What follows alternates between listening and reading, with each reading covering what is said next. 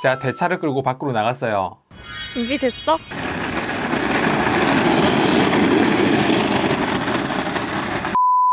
안녕하세요, 테크몽입니다.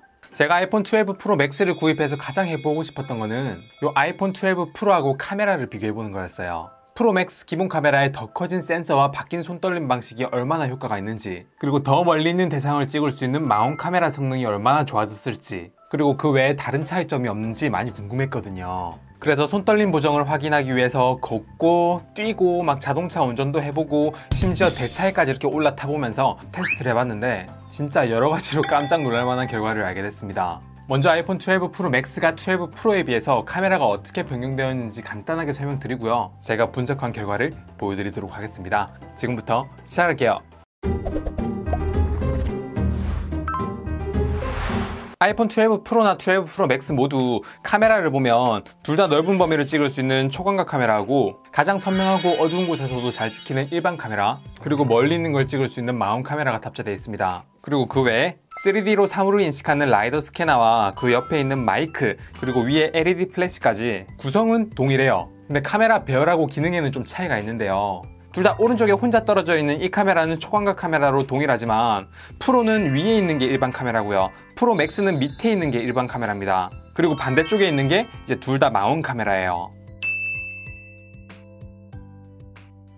그리고 프로하고 프로 맥스의 카메라의 크기를 보면 프로 맥스가 조금 더 큰 걸 알 수가 있는데, 단순히 스마트폰이 프로 맥스가 더 크니까 밸런스를 맞추기 위해 더 키운 게 아니냐, 뭐 그럴 수도 있지만 이 프로 맥스의 일반 카메라 센서 크기가 프로보다 47%나 더 크니까 그거에 맞춰서 렌즈 구경도 더 커지고 렌즈 하나만 커지면 이상하니까 밸런스를 맞추기 위해 전부 다 커진 게 아닐까 라고 생각을 합니다. 그리고 기본 카메라가 기존에는 렌즈가 움직여서 손떨림이 보정되는 OIS 방식이었다면 이제는 렌즈가 아니라 센서 자체가 움직여가지고 손떨림이 보정되는 IBIS, 즉 센서 시프트 방식으로 변경되었습니다. 그래서 기본 카메라는 센서 크기가 더 커졌기 때문에 일반 사진이나 영상에서 얼마나 차이가 나는지, 야간에서 얼마나 큰 힘을 발휘하는지, 손떨림 보정은 얼마나 향상되었는지가 포인트고, 마운트 카메라는 센서 크기는 동일한데 줌이 2배 광학줌에서 2.5배 광학줌으로 더 멀리 있는 걸 찍을 수 있게 되었으니까 줌이 얼마나 차이가 나는지, 그리고 조리개 값이 2.0에서 2.2로 더 어두워졌기 때문에 야간에서도 어떤 차이가 있는지, 그런 걸 확인해보는 게 관전 포인트겠네요. 그 외에 초광각 카메라나 전면 셀프 카메라는 바뀐 게 없어 보이니까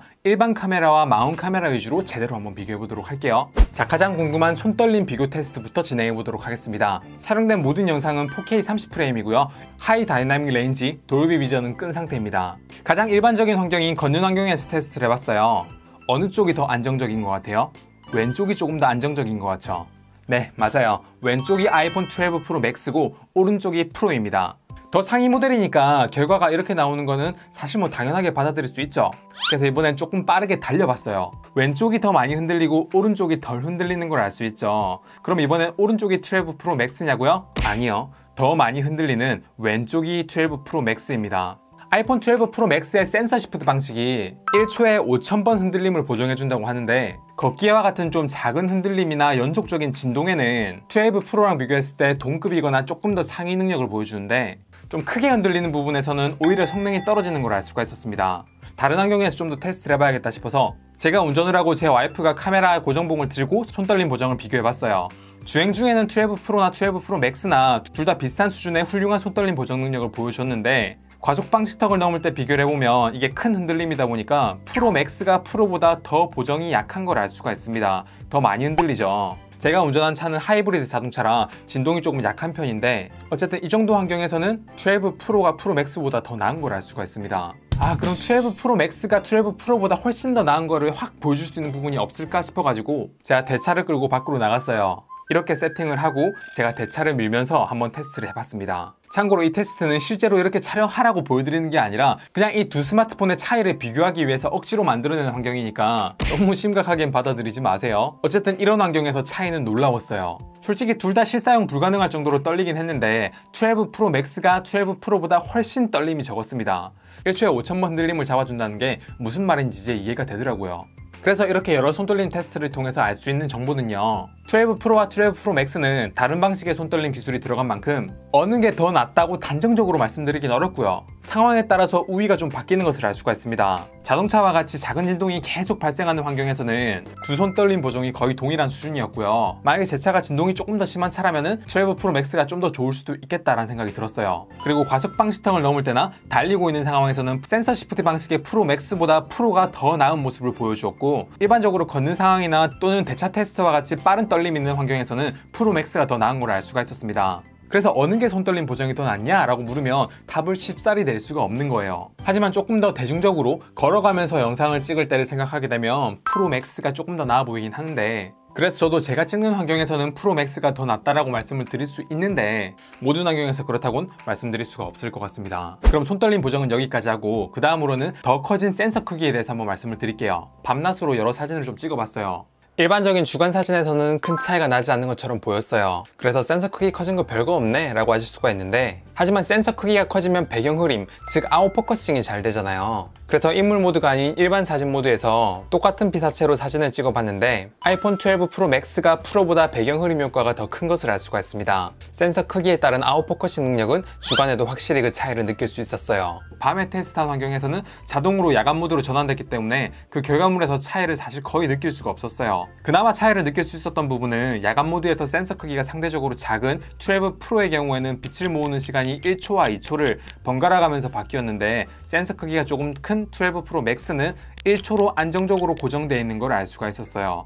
그리고 촬영 결과물의 차이는 사실 좀 찾기가 어려웠어요. 그래서 야간 모드를 끄고 그냥 찍은 사진에서 두 개를 좀 비교해봤는데 그냥 봤을 때 결과물은 비슷해 보입니다. 근데 확대를 해가지고 노이즈를 비교해보니까 확실히 센서 크기가 큰 프로 맥스가 노이즈가 적은 걸 확인할 수 있었습니다. 촬영 정보를 확인해봤습니다. 둘 다 셔터 스피드는 15분의 1초로 동일했고 ISO도 2000으로 동일했어요. 센서 크기가 더 클수록 동일 ISO에서 노이즈가 더 적기 때문에 야간 촬영 시에도 큰 센서가 제 역할을 하고 있는 것처럼 보이네요.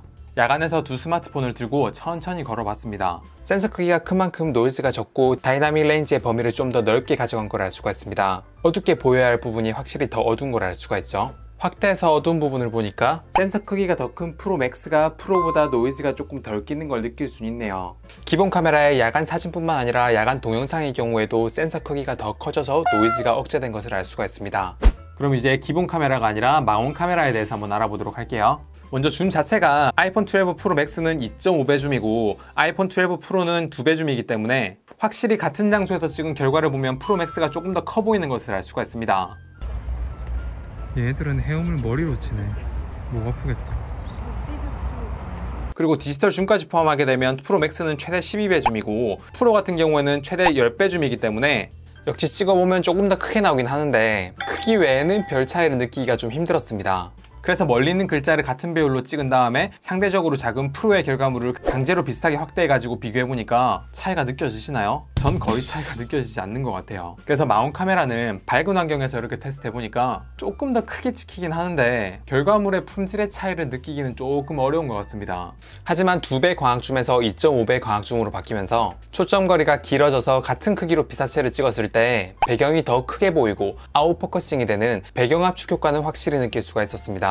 그럼 어두운 환경에서는 어떨까요? 왼쪽의 결과가 프로맥스의 2.5배, 오른쪽이 프로로 2배로 줌을 한 겁니다. 근데 차이가 꽤 많이 느껴지시죠? 비슷한 크기로 확대를 하니까 압도적으로 프로맥스보다 프로가 훨씬 더 좋습니다. 그래서 좀 이상하다 싶어서 촬영 정보를 확인해봤는데 프로맥스가 ISO가 1000이고 프로가 ISO가 1600이에요. 프로가 ISO가 더 높죠? 그럼 노이즈 더 많이 껴야 되잖아요. 왜 이런 결과가 나왔을까요? 그 이유는 프로는 기본 카메라, 프로맥스는 마운 카메라로 찍었기 때문입니다. 아, 왜 테크몽 다른 카메라 썼어? 프로맥스는 2.5배 줌이고 프로는 2배 줌이라면서? 라고 따지실 수도 있는데 이 카메라는 제가 바꾼 게 아니고요. 아이폰 자체에서 자동으로 바꾼 겁니다. 조리개 값을 보면 알 수 있죠. 프로맥스가 f1.6으로 기본 카메라로 찍고 나서 그걸 2.5배 확대해가지고 이렇게 화질이 손상된 거고 프로는 f2.0 마운 카메라로 사진을 찍었고 별도로 확대를 하지 않았기 때문에 화질이 손상되지 않았던 거예요.